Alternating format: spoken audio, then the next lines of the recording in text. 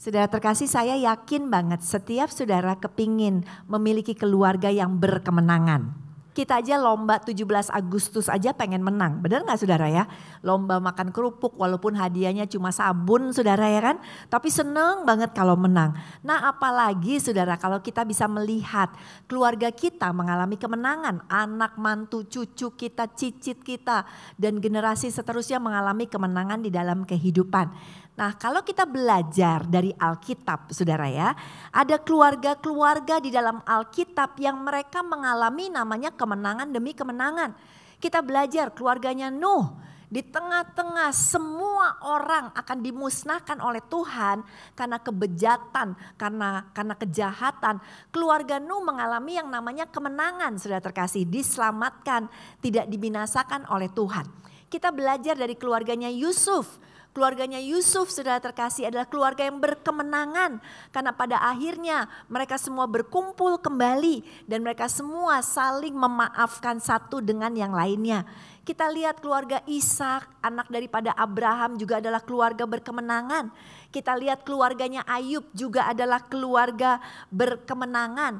Tetapi saudara dari semua keluarga yang berkemenangan ini ingatlah bahwa sebelum mereka mencapai kepada kemenangan selalu ada proses yang harus mereka lalui. Ada amin saudara? Tidak selalu semua keluarga berkemenangan itu artinya tidak ada masalah. Keluarga berkemenangan itu artinya semua fine-fine aja. No, tetapi keluarga berkemenangan adalah keluarga yang sekalipun ada badai, ada tantangan, ada kegagalan, ada kehancuran. Mereka tahu bersama Tuhan mereka bisa melalui semuanya. Amin saudara? Beri tepuk tangan yuk buat Tuhan kita Yesus Kristus. Hari ini kita mau belajar dari sebuah keluarga yang sangat terkenal sekali di dalam Alkitab, yaitu tentang kisah anak yang hilang. Sedikit saya ceritakan latar belakangnya. Si bungsu kita tahu ya adalah seorang anak yang lahir di tengah-tengah keluarga yang cukup kaya raya. Si bungsu punya kakak laki-laki yang namanya si sulung. Dan si bungsu ini sudah terkasih satu kali ketika papanya masih hidup, dia udah minta bagiannya. Dia udah minta jatah warisan. Dan mungkin papanya bilang, oke deh tuh ambil tanah yang di sana, tuh ambil perkebunan papa yang di sana. Ya, dia minta semuanya, kemudian setelah itu dijual. Waktu dia jual, dia mendapatkan uang yang begitu banyak sekali. Tiba-tiba si bungsu jadi kaya raya. Dan pada saat dia kaya raya, dia pergi meninggalkan keluarganya. Dan dia pergi merantau. Menjadi milioner saudara terkasih, membawa uang mungkin ratusan miliar probably saudara ya, mungkin saudara ya. Dia pergi dan kemudian yang dia lakukan ternyata kaget dengan kekayaannya sehingga dia berfoya-foya. Dia berjudi, dia main perempuan, dia mabok-mabokan, dia hidup seperti tidak pernah akan miskin selama-lamanya. Dia berpikir dia akan terus kaya selama-lamanya saudara terkasih. Ternyata yang namanya uang bisa habis seperti uap saudara, tiba-tiba hilang saudara terkasih dan dia jatuh miskin. Dan pada saat yang bersamaan di negeri yang dia pergi tersebut saudara terkasih terjadi bencana kelaparan, bencana yang begitu besar saudara terkasih sehingga akhirnya dia sudah gak tahu mesti ngapain lagi. Lapar luar biasa, 1 sen pun dia gak punya. Dan akhirnya dia bekerja menjadi penjaga di kandang babi saudara ya. Menjaga babi-babi. Bayangkan dari miliuner sekarang ada di titik terendah kehidupan dia. Cuma ngejagain binatang babi-babi. Dan kita tahu baunya pasti gak enak ya saudara terkasih ya. Lain kalau udah di restoran, udah jadi casyu itu enak saudara ya. Tapi ini kita bicara belum jadi casyu loh saudara terkasih ya. Tapi yang puji Tuhannya dia sadar dia sudah berdosa terhadap papahnya. Dia sadar perbuatan dia. Lalu yang ingin dia lakukan adalah kembali ke rumah bapaknya. Kenapa? Karena dia tahu di rumah bapaknya jauh lebih enak. Di rumah bapaknya dia dipelihara dengan baik. Di rumah bapaknya bahkan pekerja-pekerja bapaknya hidupnya jauh lebih enak daripada dia. Dan akhirnya dia berpikir untuk kembali saudara. Dan dia untuk kembali dia enggak expect atau berharap papanya akan memeluk dia nggak harap. Dia cuma berharap mendingan aku kerja jadi budak papahku. Ya, karena di sini aja mau makan aja nggak ada yang kasih, kata dia. Singkat cerita saudara ya, baru kita akan masuk, kita akan melihat ya apa yang terjadi selanjutnya. Kita buka yuk dari Lukas 15 ayat 20 sampai 24. Maka berangkatlah ia pulang kepada ayahnya, masih jauh dari rumah ia sudah dilihat oleh ayahnya. Dengan sangat terharu ayahnya lari menemuinya, lalu memeluk dan menciumnya. Ayah, kata anak itu, aku sudah berdosa terhadap Allah dan terhadap ayah. Tidak layak lagi aku disebut anak ayah. Tetapi ayahnya memanggil pelayan-pelayannya dan berkata, cepat ambilkan pakaian yang paling bagus dan pakaikanlah kepadanya. Kenakanlah cincin pada jarinya dan sepatu pada kakinya. Sesudah itu ambillah anak sapi yang gemuk dan sembelihlah. Kita akan makan dan bersukaria sebab anakku ini sudah mati, sekarang hidup lagi.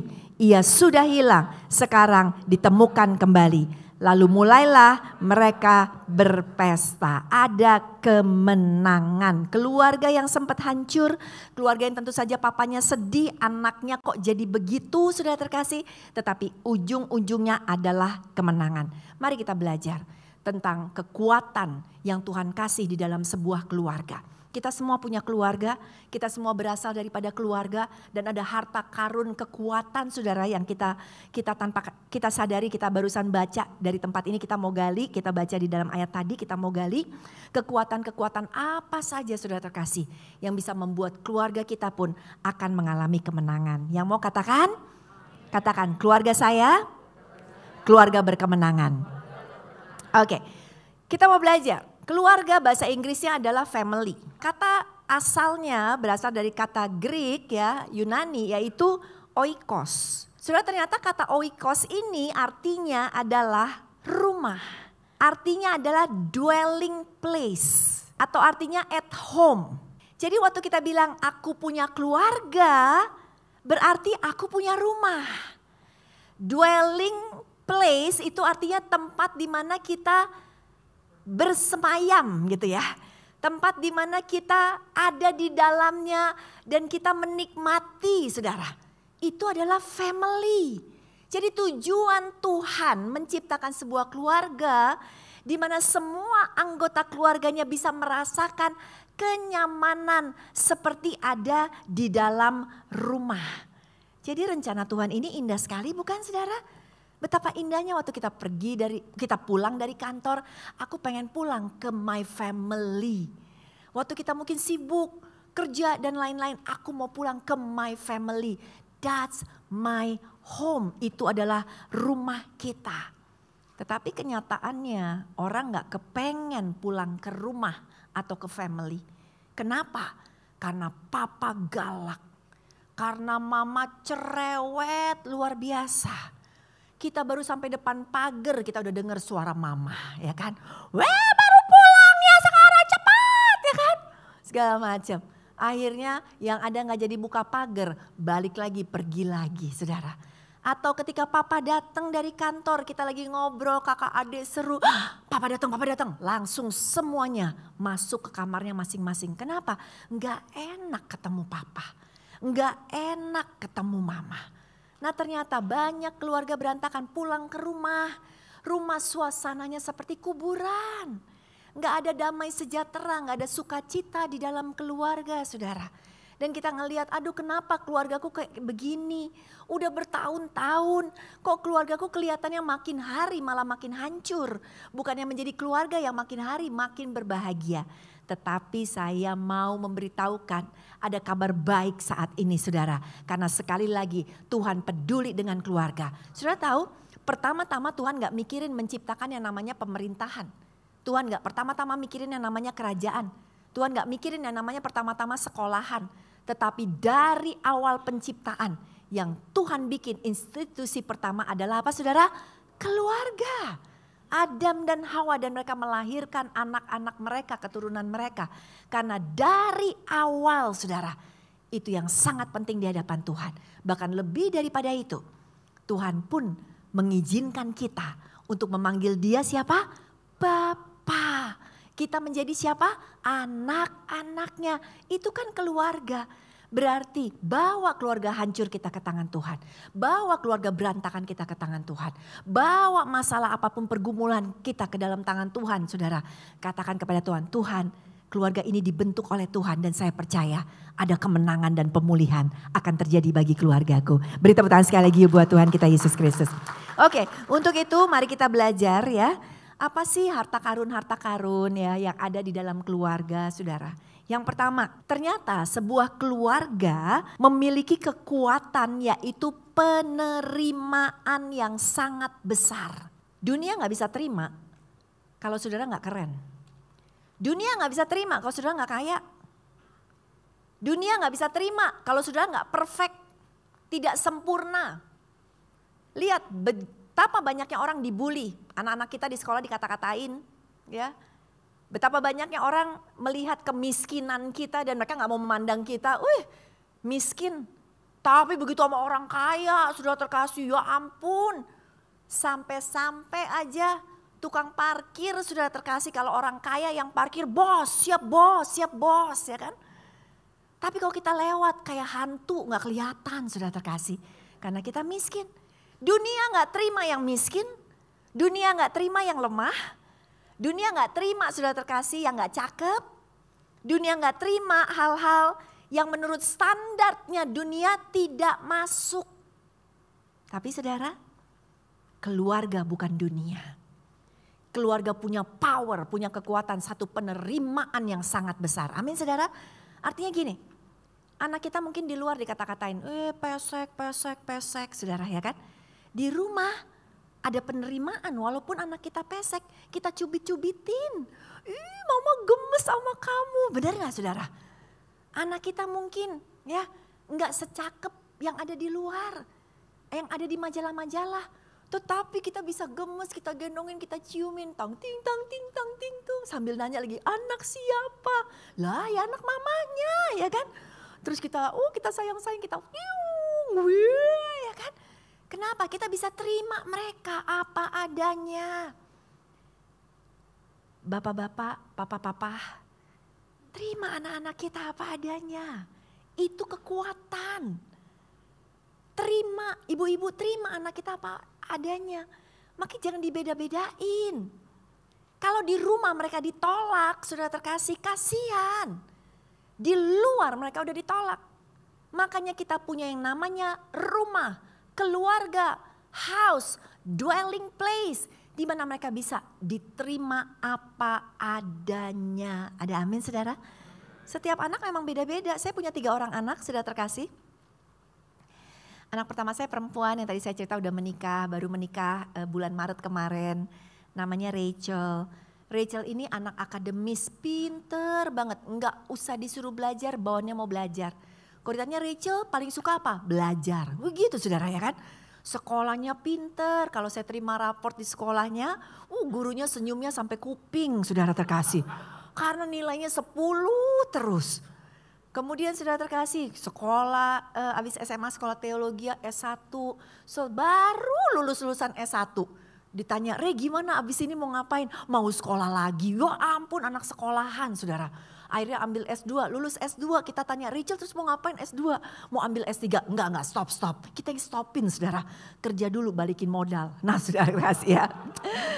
Anak kedua saya tengah-tengah. Ya sedang-sedang aja nilainya 87, tapi namanya Jacob saudara. Tapi dia pintar olahraga. Dia ikut klub basket, jadi tim klub basket saudara terkasih. Anak ketiga saya sudah terkasih beda lagi. Anak ketiga saya itu membawa warna dalam kehidupan kami. Karena raportnya berwarna terus sudah terkasih ya. Beda banget sama kakaknya. Tapi saya gak pernah tuh ngata-ngatain IJ.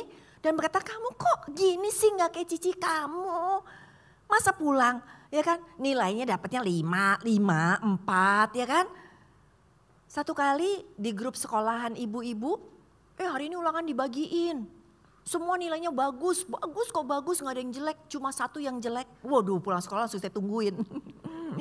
Hai J, gimana ulangan udah dibagiin? Udah mami, kamu gimana? Oke mami, ya kan?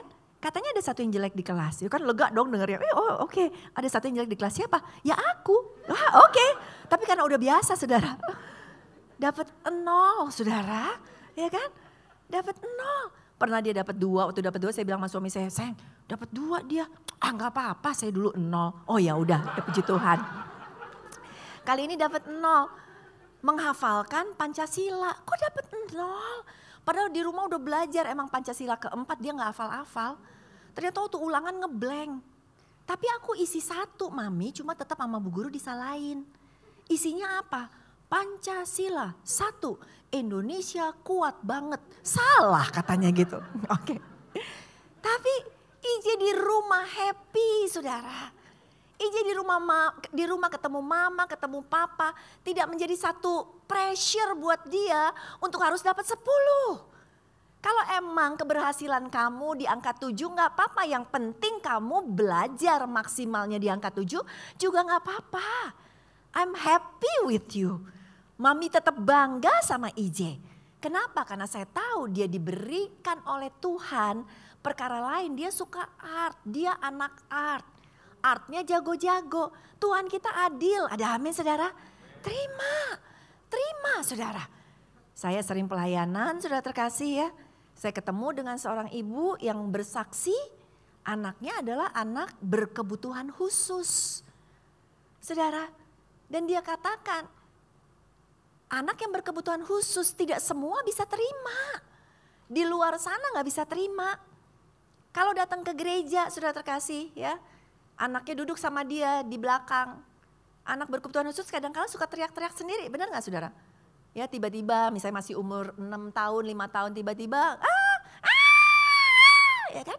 Apakah di gereja bisa terima? Belum tentu juga. Langsung pada ngeliatin. Ya kan? Atau pakai kode kayak berisik banget itu anak berisik banget. Tapi saudara lihat. Apakah mama papanya gak bisa terima dia? Tetap terima. Paling mamanya sayang-sayang dia. Iya sayang, iya. Ya kan? Orang lain boleh ngomel-ngomelin. Tetapi keluarganya tetap menerima dia. Amin saudara. Hanya ada di dalam keluarga. Satu penerimaan yang sangat luar biasa. Dan biarlah kita menemukan itu di dalam keluarga kita. Kalau ternyata di keluarga kita belum diterima. Mulailah dari diri kita terlebih dahulu. Ada amin saudara. Bisa kita berkata, papa aku gak seperti itu, papa aku galak. Mama aku gak seperti begitu.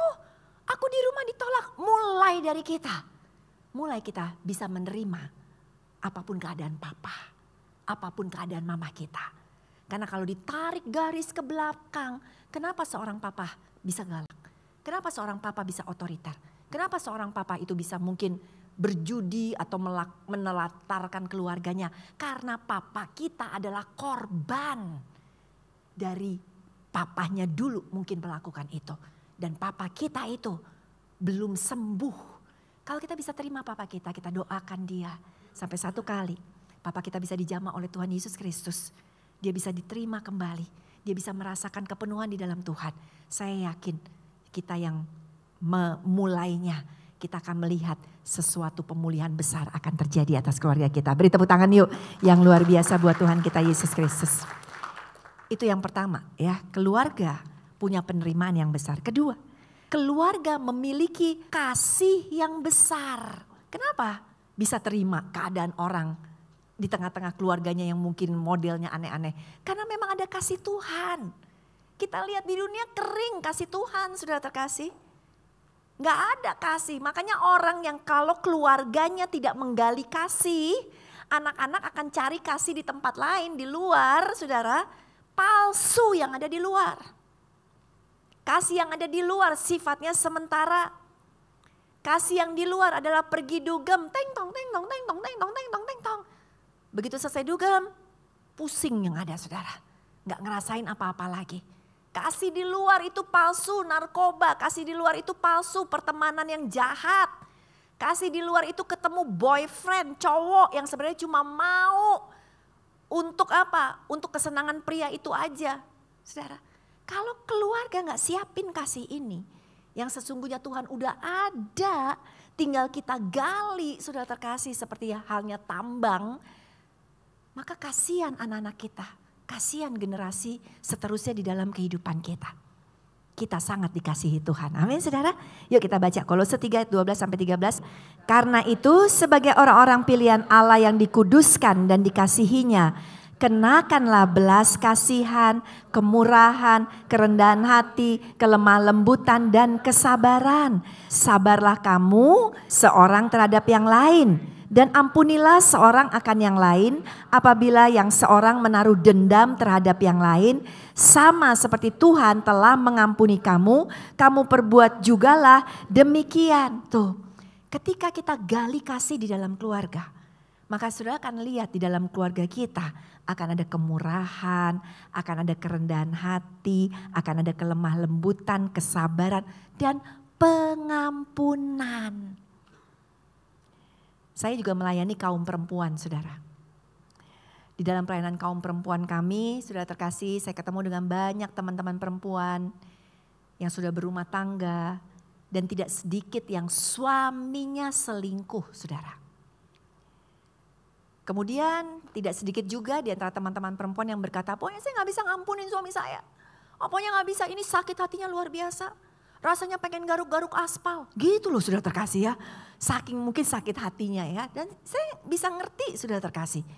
Ya, betapa kecewanya jikalau di dalam sebuah rumah tangga janji setia itu dilanggar, saudara.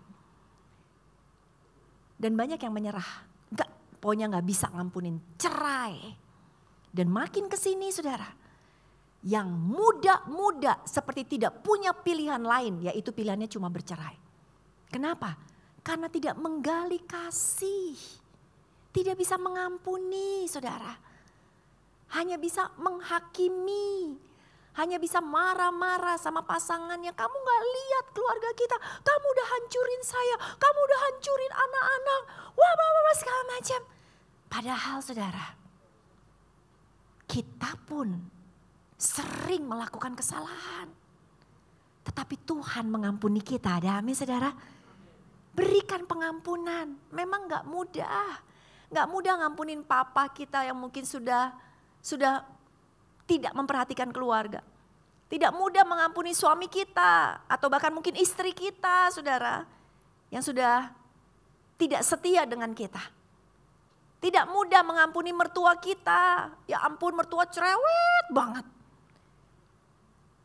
Kayaknya aduh nyesel kawin kayak kawin sama mertua gitu kan saudara. Makanya pasangan paling bahagia di dunia itu siapa? Adam dan Hawa. Gak punya mertua saudara. Betapa bahagianya ya. Untuk itu sudah terkasih, ketika ada kasih di dalamnya, maka kita bisa mengampuni. Kita bisa berbelas kasihan. Karena sekali lagi kalau tadi pagi di dalam khotbah saya, kenapa orang bisa gampang tersinggung, orang bisa gampang marah, orang bisa kasar dalam hidupnya. Kalau ditarik garis ke belakang, ini orang-orang luka saudara. Mungkin pasangan kita pun karena luka yang belum disembuhkan, luka yang belum beres, maka dia tidak mengenal, tidak bisa menjadi bapak yang baik karena dia gak punya contoh bapak yang baik. Dia gak bisa menjadi suami yang baik karena dia gak punya contoh papa menjadi suami yang baik buat mama. Saudara terkasih, tarik ke belakang. Maka waktu kita bisa ngelihat, maka sudah pasti akan punya kasih itu. Dan malah sudah akan berkata, kasihan ya, suamiku seperti dibutakan. Pergi dengan perempuan lain atau menyia-nyiakan keluarga, kasihan ya. Dan yang sudah lakukan apa? Ya, adalah berlutut di bawah kaki Tuhan karena saudara punya kasih untuk pasangan hidup, untuk papa, mungkin untuk istri. Berdoa sungguh-sungguh, percaya bahwa kasih karunia Tuhan akan mengejar dia, memulihkan dan mengembalikan. Ada amin saudara? Beri tepuk tangan yuk buat Tuhan kita Yesus Kristus. Hanya ada di mana? Di dalam keluarga. Ayo saudara, setiap kita punya keluarga, gali kasih itu. Gali mata air kasih. Supaya kita bisa terus punya belas kasihan kepada keluarga kita. Di luar sekali lagi, kasih kering. Orang gak bisa mengasihi suami kita, gak bisa mengasihi istri kita, gak bisa mengasihi anak-anak kita seperti kita mengasihi mereka. Hanya ada di dalam keluarga. Ada amin ya.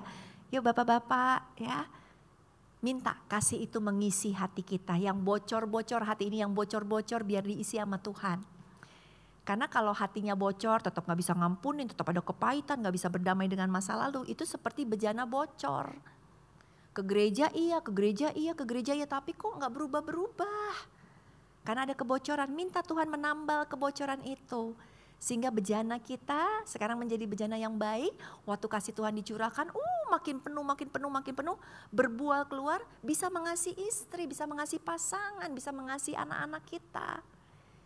Waktu masih ada kebocoran, saudara percaya deh. Begitu di WA sama mantan, si bapak nih, tiba-tiba mantannya WA. Kamu apa kabar, ya kan? Langsung, dicariin mantan, ya kan? Tanya kayak kabar baik, kamu gimana? Si mantan bilang, aku baru cerai. Waduh, saudara terkasih, ya. Akhirnya apa? Mulai WA-WA-an. Hati-hati, makanya jangan pernah mau bergaul sama mantan ya bapak-bapak. Mantan itu ada artinya. Manis tapi setan. Hati-hati saudara terkasih, ya kan? Tapi kalau udah penuh kasih itu saudara, kita udah gak perlu lagi. Karena kita bisa melihat kebaikan demi kebaikan Tuhan di dalam kehidupan. Dan kita punya di dalam keluarga kita.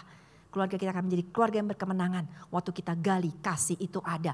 Mulai dari kita terlebih dahulu. Amin saudara. Beri tepuk tangan yuk buat Tuhan kita Yesus Kristus. Dan yang terakhir, kekuatan sebuah keluarga.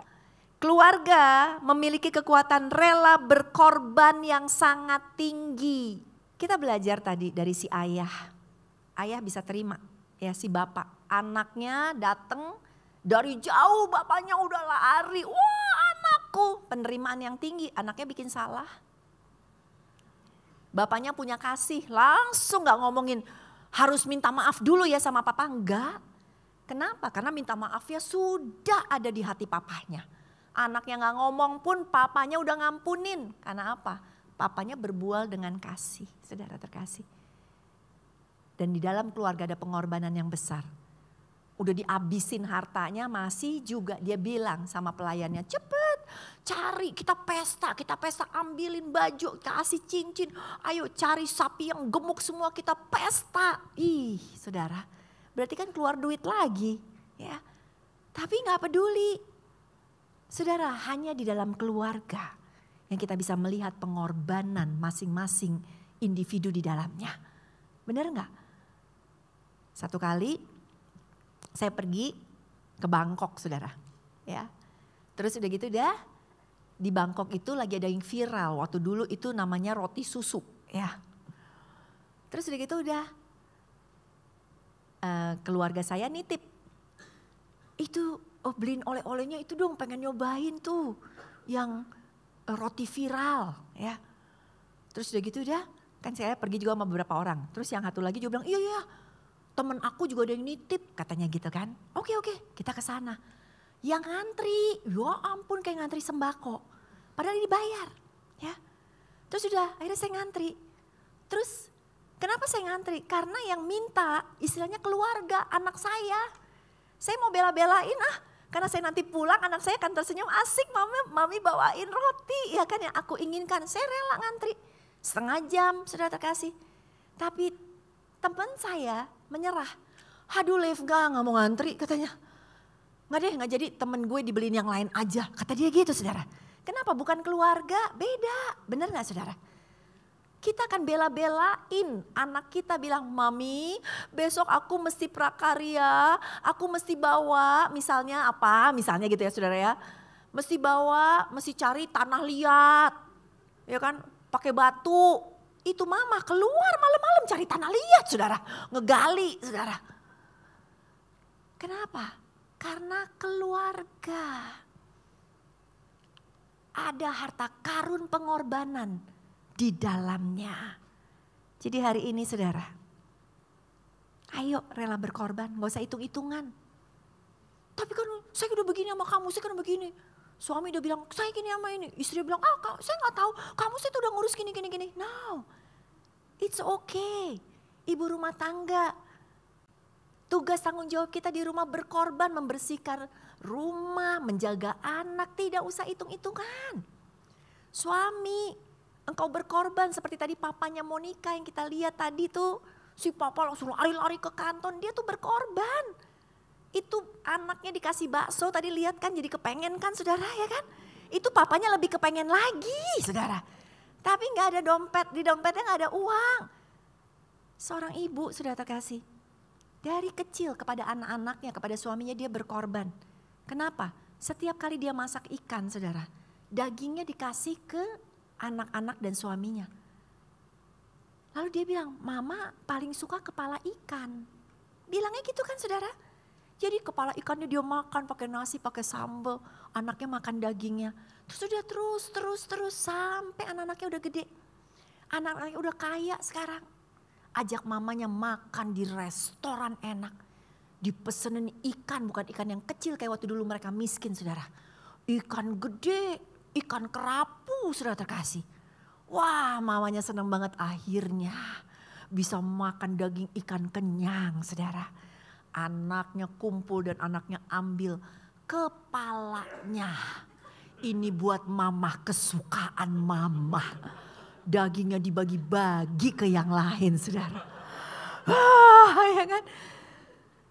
Teriak mamanya, sebenarnya mama kepengen makan dagingnya, ya kan? Ada pengorbanan. Hanya dari keluarga, saudara. Saudara gak bisa ngarepin orang lain berkorban. Hanya keluarga yang bisa berkorban. Dan yang pertama-tama saudara sadari, di atas segala-galanya ada keluarga terdekat saudara yang sangat sayang. Yang berkorbannya gak main-main. Mati di atas kayu salib. Yaitu Tuhan kita Yesus Kristus sendiri. Ada amin saudara? Beri tepuk tangan yuk buat Tuhan kita yang luar biasa. Hari ini gali yuk. Biar keluarga-keluarga kita tidak menjadi keluarga yang hancur berantakan karena kita nggak gali harta karun itu. Tapi supaya keluarga-keluarga kita mengalami kemenangan sekalipun masih hancur sekarang. Tapi praktekkan, gali saudara terkasih yang namanya penerimaan. Udah terima aja. Yuk ibu-ibu terima ya. Yuk bapak-bapak terima. Terima aja keadaan kita sekarang. Terima keadaan suami kita. Terima keadaan mertua kita. Terima keadaan. Terima. Bahkan kalau perlu peluk dia. Orang yang ngejahatin kita jangan dilempar lagi sama kejahatan, lempar sama kebaikan. Ada amin? Karena ketika engkau melempar kebaikan, engkau itu seperti menaruh bara, artinya engkau bikin dia malu sebenarnya. Udah jahatin dia tetap baik, udah jahatin dia tetap baik terus. Suamimu jahat terus, udah kasih penerimaan, kasih, tabur kasih, pengampunan terus kasih. Terus berkorban aja, gak usah hitung-hitungan. Pengorbanan kita, setiap yang kita lakukan tercatat di surga, ada amin? Tuhan gak buta, saudara. Jangan hitung-hitungan sama orang, ya. Percaya, ada perhitungan yang luar biasa di atas sana. Amin, saudara. Kita yang akan diberkati kok, kita gak pernah akan rugi berbuat baik sama orang. Kita gak pernah akan rugi untuk berkorban bagi keluarga kita. Gali 3 hal ini. Dari yang hancur saya yakin Tuhan akan pulihkan.